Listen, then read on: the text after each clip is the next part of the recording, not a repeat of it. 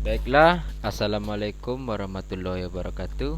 Perkenalkan, nama saya Bima Alakbarino, NIM 16086322. Baiklah, di sini saya akan menjelaskan materi perkuliahan bimbingan dan konseling, yaitu materinya itu jenis layanan BK. Di sini dalam rangka pencapaian tujuan bimbingan dan konseling di sekolah, terdapat beberapa jenis layanan yang diberikan kepada siswa. Di antaranya yang pertama itu layanan orientasi. Ini layanan yang memungkinkan peserta didik memahami lingkungan baru, terutama lingkungan sekolah dan objek-objek yang dipelajari. Untuk mempermudah dan memperlancar peran peserta didik di lingkungan yang baru itu, saya kurang-kurangnya diberikan 2 kali dalam 1 tahun, yaitu pada setiap awal semester. Tujuan layanan orientasi adalah agar peserta didik dapat beradaptasi dan menyesuaikan diri dengan lingkungan baru secara tepat dan memadai, yang berfungsi untuk pencegahan dan pemahaman. Yang kedua itu layanan informasi. Di sini layanan yang memungkinkan peserta didik menerima dan memahami berbagai informasi seperti pendidikan lanjutan, informasi belajar, pergaulan, dan karir. Di sini tujuan layanan informasi adalah membantu peserta didik agar dapat mengambil keputusan secara tepat tentang sesuatu dalam bidang pribadi, sosial, belajar maupun karir berdasarkan informasi yang diperoleh yang memadai. Dan informasi pun berfungsi untuk pencegahan dan pemahaman. Di sini yang ketiga itu ada layanan konten. Di sini layanan konten ini memungkinkan peserta didik mengembangkan sikap dan kebiasaan belajar yang baik dalam penguasaan kompetensi yang cocok dan kecepatan dan kemampuan dirinya, serta berbagai aspek tujuan dan kegiatan belajar lainnya. Tujuan agar peserta didik dapat mengembangkan sikap dan kebiasaan belajar yang baik. Layanan pembelajaran berfungsi untuk pengembangan. Yang keempat itu ada layanan penempatan dan penyaluran. Di sini layanan ini memungkinkan peserta didik memperoleh penempatan dan penyaluran di dalam kelas, kelompok belajar, jurusan atau program studi atau program latihan atau ekstrakurikuler, dengan tujuan agar peserta didik dapat mengembangkan segenap bakat, minat, dan segenap potensi lainnya.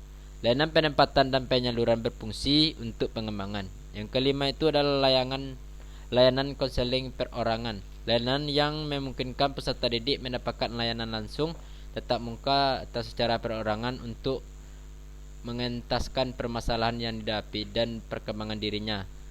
Tujuan layanan konseling perorangan adalah agar peserta didik dapat mengentaskan masalah yang dihadapinya. Layanan konseling perorangan berfungsi untuk pengentasan dan advokasi.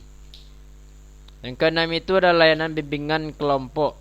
Layanan yang memungkinkan sejumlah peserta didik secara bersama-sama melalui dinamika kelompok memperoleh bahan dan membahas pokok bahasan atau topik tertentu untuk menunjang pemahaman dan pengembangan kemampuan sosial, serta untuk pengambilan keputusan atau tindakan tertentu melalui dinamika kelompok, dengan tujuan agar peserta didik memperoleh bahan dan membahas pokok bahasan atau topik tertentu untuk menunjang pemahaman dan pengembangan kemampuan sosial, serta untuk pengambilan keputusan atau tindakan tertentu melalui dinamika kelompok. Layanan bimbingan kelompok berfungsi untuk pemahaman dan pengembangan. Yang ketujuh itu adalah layanan konseling kelompok. Layanan yang memungkinkan peserta didik masing-masing atau anggota kelompok memperoleh kesempatan untuk pembahasan dan pengentasan permasalahan pribadi melalui dinamika kelompok, dengan tujuan agar peserta didik dapat memperoleh kesempatan untuk pembahasan dan pengentasan permasalahan pribadi melalui dinamika kelompok. Layanan konseling kelompok berfungsi untuk pengentasan dan advokasi. Yang ke-8 itu ada konsultasi. Di sini layanan yang membantu peserta didik dan atau pihak lain dalam memperoleh wawasan, pemahaman, dan cara-cara yang perlu dilaksanakan dalam menangani kondisi dan atau masalah peserta didik. Yang kesembilan itu ada mediasi, yaitu layanan yang membantu peserta didik menyelesaikan permasalahan dan memperbaiki hubungan antara mereka. Untuk menunjang kelancaran pemberian layanan seperti yang telah dikemukakan saya baca tadi, perlu dilaksanakan berbagai kegiatan pendukung mencakup. Yang pertama itu ada aplikasi instrumen data, yaitu merupakan untuk mengumpulkan data dan keterangan tentang peserta didik, tentang lingkungan peserta didik dan lingkungan lainnya. Yang kedua itu himpunan data, merupakan kegiatan untuk menghimpun seluruh data, keterangan dan yang relevan dengan keperluan pengembangan peserta didik. Yang ketiga itu ada konferensi kasus, yaitu kegiatan untuk membahas permasalahan peserta didik dalam suatu pertemuan yang dihadiri oleh pihak-pihak yang dapat memberikan keterangan. Yang keempat itu kunjungan rumah, merupakan kegiatan untuk memperoleh data, keterangan, kemudahan dan komitmen bagi terentaskannya permasalahan peserta didik melalui kunjungan rumah klien.